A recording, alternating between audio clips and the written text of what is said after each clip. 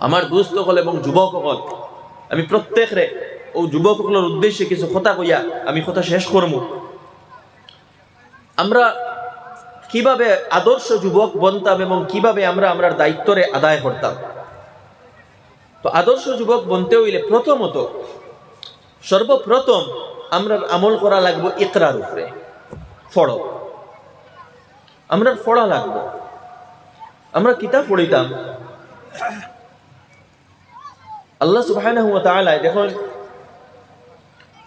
পুরা যে দুনিয়া এবং দুনিয়ার পুরা সিস্টেম এটা আল্লাহ তাআলাই দিছে, এবং এই দুনিয়া এবং দুনিয়ার সিস্টেম কিভাবে চলতো এগুলা আল্লাহ তাআলা কইয়া দিছে। হযরত আদম আলাইহিস সালাম রে শিখাইয়া দেওয়া হইছে, ওয়া আল্লামা আদম আল আসমাআ কুল্লাহা। হযরত আদম আলাইহিস সালাম রে সব বস্তু সম্পর্কে কিতাব দেওয়া হইছে, শিক্ষা দেওয়া হইছে, জ্ঞান দেওয়া হইছে। স্বাভাবিক ভাষায় আমরা ভাষায় যদি হই তো এক যুবকের কিতা করতে লাগবো, জ্ঞান অর্জন করতে লাগবো, তার জাগতিক শিক্ষাও লাগবো এবং দিনী শিক্ষাও লাগবো। আসলে শিক্ষার এখানে দুই প্রকার, আগে আসলো না, পরবর্তীতে ওই গেছে, যার কারণে বুঝাইতে গিয়ে আমরা হইতে লাগে যে জাগতিক শিক্ষা অর্জন করতে লাগবো, দিনী শিক্ষা অর্জন করতে লাগবো। অ্যাকচুয়ালি শিক্ষা দুই ভাগে নাই, অ্যাকচুয়ালি শিক্ষা একটা ইউনিফিকেশন। হযরত মুনাজির গিলানী আলাইহি রাহমাহ এর উপরে লম্বা পুস্তক লেখছেন যে জ্ঞান আসলে এক আসলো এবং একই সিস্টেমও মানুষে জ্ঞান অর্জন করতা এবং অর্জন করার পরে খেউ খেউ স্পেশালিস্ট বনতা এই জাগতিক জ্ঞানর এবং খেউ খেউ স্পেশালিস্ট বনতা দিনী জ্ঞানর। তো যাই হোক, এখন যেহেতু সিস্টেম এরকম নাই তো বুঝাইতে গিয়া এরকম আমার হইতে লাগে যে জাগতিক শিক্ষা অর্জন করতে লাগবো, দিনী শিক্ষা অর্জন করতে লাগবো। এখন জাগতিক শিক্ষা তো আমরা অর্জন করি, কিন্তু জাগতিক শিক্ষা অর্জন করার ব্যাপারেও যেভাবে সচেতন হইয়া আমরা জাগতিক শিক্ষা অর্জন করতাম সেইভাবে আমরা করি না। প্রথমত আমরা এরিয়াগুলোর মধ্যে স্কুলিং এমন এফেক্টিভ নাই। স্কুলিং যেটা রেখা হয়, একটা বাচ্চার তার প্রাইমারি লেভেলও বা অ্যাকচুয়াল প্রাইমারি লেভেলও বা অ্যাটলিস্ট হাই স্কুল লেভেলও একটা ছেলের মধ্যে পুরাপুরি যোগ্যতা গড়িয়া তোলা হইতো, আন্ডারস্ট্যান্ডিং ওর বেস গড়িয়া তোলা হইতো, এটা অ্যাকচুয়ালি তোলা হয় না, যেটা আমরা কমি। কনভেন্ট স্কুলগুলো এরকম নাই, বিশেষ করে মিশনারি কনভেন্ট স্কুল যেগুলা, বা কিছু আপনার স্কুল আছে যেমন কেভি আছে বা নবোদয় আছে, বা খুবই টপ ক্লাস টপ ব্র্যান্ডেড কিছু স্কুল হল আছে, যেগুলা বাচ্চারা রেখিতা করা হয় ওভারঅল গ্রোথ, হোলিস্টিক গ্রোথ এবং তার যে ইনডেপথ আন্ডারস্ট্যান্ডিং, ইন্টেলেকচুয়াল ট্রেড ওগুলারে ফুটাইয়া তোলা হয়। খালি রেজাল্টের উপরে ফোকাস করা হয় না, অ্যাবিলিটিস, যোগ্যতা, এরপরে পার্সোনালিটি, ওগুলার উপরে ফোকাস করা হয় সেই স্কুলগুলার মধ্যে। এবং নর্মালি যে স্কুলগুলা আমরার মধ্যে আছে, সরকারি হোক প্রাইভেট হোক যেগুলা হোক, আমরা স্কুলগুলাত ফোকাস কিতা করা হয়, 10 রেজাল্ট পালা হইতো, ওটার উপরেও ফোকাস করা হয়। বেস বনার উপরে কোনো ফোকাস করা হয় না, আন্ডারস্ট্যান্ডিং এর উপরে ফোকাস করা হয় না, কনসেপচুয়াল ক্ল্যারিটির উপরে ফোকাস করা হয় না, ইন্টেলেকচুয়াল ট্রেটের উপরে ফোকাস করা হয় না। শুধু ফোকাস করা হয় কিতা, কোয়েশ্চন আনসার, কোয়েশ্চন আনসার মুখস্থ করলাম, পরীক্ষাত লেখিয়ে আইলাম, রেজাল্ট ভালো হয়ে গেল ও খুব বেশি খুশি করলাম। এটা আমরা মানে একটা প্যাটার্ন বনিয়ে গেছে, যেটা কিন্তু অ্যাকচুয়াল স্কুলিং নাই। যার ফলাফল কোন জায়গা গিয়ে আমরা দেখতে পাই, যার ফলাফল ওই জায়গা দেখতে পাই যে আমরা আর কোনো স্কুল থাকি, সরকারি হোক আর প্রাইভেট হোক, এক ছাত্র 90% 95% মার্ক পাইয়া ম্যাট্রিক পাস করছে বা হায়ার সেকেন্ডারি পাস করছে। সেম জায়গা কেভি হোক বা নবোদয় হোক বা কোনো কনভেন্ট স্কুল হোক বা কিছু টপ ক্লাস ব্র্যান্ডেড স্কুল যেগুলা মানে খুবই আপনার এক্সপেন্সিভ, যেগুলা সাধারণ মানুষ পড়িতে পারে না, মান্থলি ফিজ আপনার 1 লাখ 1.5 লাখ লাগি যায়, মান্থলি ফিজ, ইয়ারলি নাই। সেইগুলা যদিও একটা ছেলে কিতা করে না, সেই লেভেলের পার্সেন্টেজ তার থাকে না, মেট্রিক হয়তো 80 আইছে, 75 আইছে, 85 আইছে, কিন্তু এই দুইও ছাত্র যখন কোনো কম্পিটিটিভ এক্সামও যায়, হয় নিটোর এক্সাম কইন, জেডাবলের এক্সাম কইন, বা আর্টসে পড়িয়া ইউপিএসসি সিভিল সার্ভিসের এক্সাম কইন, বা এমনি নর্মালি কোনো কম্পিটিটিভ এক্সাম কইন, কম্পিটিটিভ এক্সামও যাওয়ার পরে আমরা 90% যে হে আগুয়াইতে পারে না, হে ক্র্যাক করতে পারে না, ওয়ারাজ সেই স্কুলগুলার 75% 80% পাইয়া এক স্টুডেন্টে কিতা করে এই এক্সামগুলা ক্র্যাক করিলা।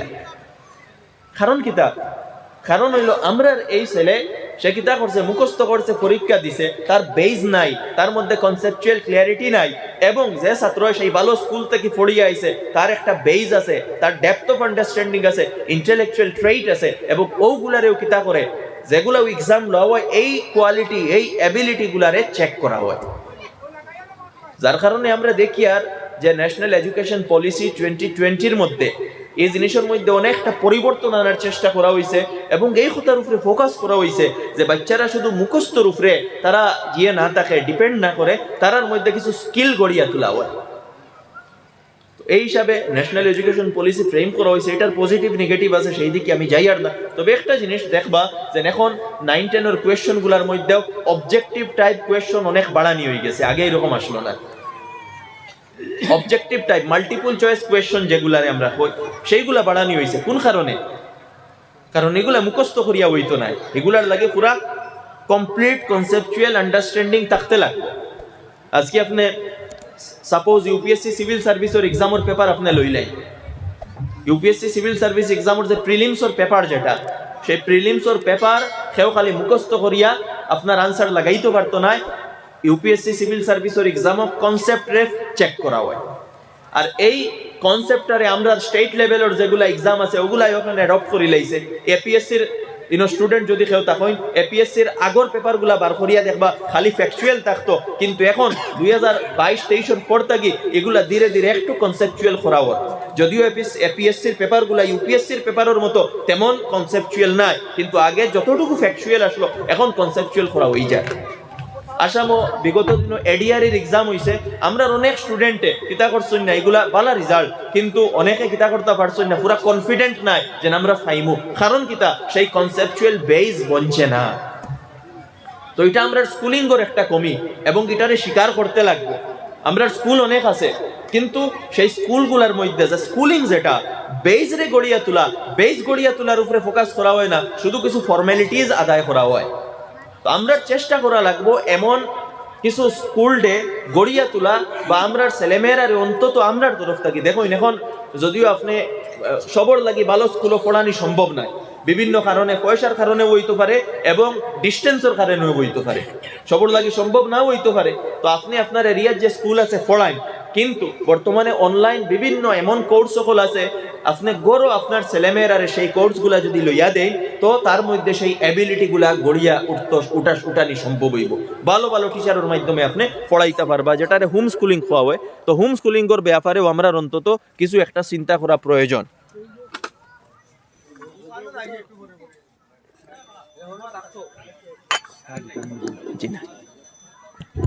তো হোম স্কুলিং এর ব্যাপারেও আমরা একটু চিন্তা করা প্রয়োজন। যদি আমরা বাচ্চারা স্কুলিং ভালো হয় না, আপনি হোম স্কুলিং দেন, বিভিন্ন মেন্টর সকল আছেন, অনলাইনও আপনি পাইবা, বিভিন্ন মেন্টর সকল আছেন, ফিজ মিনিমাম ফিজ থাকে, আপনি অনেক কিছু শিখাইতে পারবা, অ্যাবেকাস শিখাইতে পারবা, অডা ক্লাসও আপনার আছে, খুব শর্ট ট্রিকে ম্যাথস সলিউশন কিভাবে করা যায়, বা বৈদিক ম্যাথ যেগুলারে খাওয়া হয় ওগুলা শিখতে পারবা। ইংলিশের মধ্যে যেমন ছোট ছোট বাচ্চারা এখন ফনিক্স মেথডে ইংলিশ শিখানি হয়, আমরা এখনো খালি ABCD রয়েছি, কিন্তু বড় বড় স্কুলগুলোর মধ্যে ফনিক্স মেথডে ইংলিশ শিখানি হয়। এইভাবে আমরা নিউ মেথড এবং টেকনোলজিগুলারে অ্যাডপ্ট করিয়া যদি আমরা ছেলেমেয়েরারে পড়াই, তো তারা কিতে হইব, তারার কনসেপচুয়াল বেস মজবুত হইব এবং তারাও ভালোভাবে আগুয়াইয়া যাইতে পারবা। যাই হোক, এটা একটা কথা হইল। তো ওখানেও একটা কথা আমি এডিশন হিসাবে মাতিয়ার, এই যে একটা গ্যাপ যেটা, আচ্ছা এটা পরে কইমু আমি। 1 নম্বর। 2 নম্বর হইল গিয়া আমরা ছেলেমেয়েরা কিতা করই, অনেক সময় ওয়েস্ট করই, এবং সময় ওয়েস্ট করার আগে আমার মৌলানা নজরুল আমিন সাহেব একটা কথা কইছেন যে মোবাইলের লাভ থেকে ক্ষতি বেশি। আপনার যারা ছেলেমেয়ে যারা আছেন, যারা স্কুলও পড়ি, তারা অ্যাটলিস্ট ক্লাস 12 পর্যন্ত তারারে স্মার্টফোন দিবা না, যদি তারারে গড়িয়া তুলতে চায়। যদি ছেলেমেয়েরারে সাকসেসফুল বানাইতে চান, গড়িয়া তুলতে চান, স্মার্টফোন তারা তো দিবা না। 12 পর্যন্ত কোনো প্রয়োজন নাই। আর অনলাইন ক্লাস আছে, আপনি কোনো ট্যাব একটা লইন বা ল্যাপটপ একটা লইন বা আপনার মোবাইলও তারারে জিও করিয়া দেন, এটা তারা রইতো না, আপনার থাকতো, সেই টাইমলি তারা দেখতা, আতো দেবা না। আজকে দেখা যায় ছেলেমেয়েরারে বড় বড় মোবাইল, 8ও পড়ি তারা, 9ও পড়ি তারা, বড় বড় মোবাইল আমরা তারা তো লইয়া দিলাইছি। আপনি আপনার ছেলেমেয়েরার জীবনটা ধ্বংস করডা, তারার চরিত্রে ধ্বংস করডা, তারার আখলাকরে ধ্বংস করডা, আপনি বুঝতে না। এই ব্যাপারে সচেতন রইতে লাগবে। যাই হোক, এটা একটা কথা। লগে আরো একটা আমি এডিশন করি, আর স্কুলিং আমরা আর ভালো হইতো। 2 নম্বর, ক্যারিয়ার কাউন্সিলিং, যেটা ক্যারিয়ার সম্পর্কে আমরা যে চিন্তাধারা যেটা, এটা বড় ন্যারো। ক্যারিয়ার কাউন্সিলিং এর প্রয়োজন আমরা যুবক হলর। তো যে জায়গা ক্যারিয়ার কাউন্সিলিং হয় সেইগুলা আমরা অংশগ্রহণ করা দরকার, এবং আমরা সামনে স্কোপ কিতা কিতা আছে ওগুলা বোঝা দরকার। এখন পর্যন্ত মানে বিশেষ করে আমরা এরিয়ার কথা কইয়ার বা একটু কম ডেভেলপ যেগুলা স্টেট আছে, এর মধ্যে বিহারও আছে, ইউপিও আছে, আমরাও আছি, ওয়েস্ট বেঙ্গলও আছে, একটু কম ডেভেলপ স্টেট যেগুলা, এগুলার মধ্যে এখনো যুবকগুলোর মধ্যে বা মানুষের মধ্যে ন্যারেটিভ একটা রয়েছে যে আমরা গভর্নমেন্ট জব একটা কোনো মতে ফাইলেইতাম। একটা টার্গেট আমরা প্রত্যেকের লাইফত পড়ার, লেখাপড়া করার, ভালো রেজাল্ট করার, যেন কোনো সুরত গিয়া খালি গভর্নমেন্ট জবেগু ফাইলাই। এখানেও দেখুন মানে এই ব্যাপারে মানুষে অতক্ষণ পর্যন্ত চিন্তা করে, কেউ মাস্টার করে লাইছে, পিএইচডি করে লাইছে, কিন্তু সেও যদি পিয়নোর জবেগু পায় বাদেও লই লইব। এতে বোঝা গেল পড়াশোনার যে হিবাই পিএইচডি করাতে হিবাই পিয়নোর জব খেনে করতা, পিএইচডি করা তখন কোনো টিচার বনতা, প্রফেসর বনতা, পিয়নোর জব খেনে করেন। বোঝা গেল আমরা লাইফ সম্পর্কে যে একটা ক্লিয়ার ভিজন থাকতো, এটা নাই। আমরা গৌলটা বানাই লাইছি কোনো মতে খালি গভর্নমেন্ট চাকরি এগু পাইতাম। এই নেগেটিভটা কিন্তু মারাত্মক ভুল। এটাই আমরা একরকম গোলাম বানাইয়া রাখি দে। দ্বিতীয় কথা হইল, দেখুন বাস্তব হিসাবে চিন্তা করা লাগবো।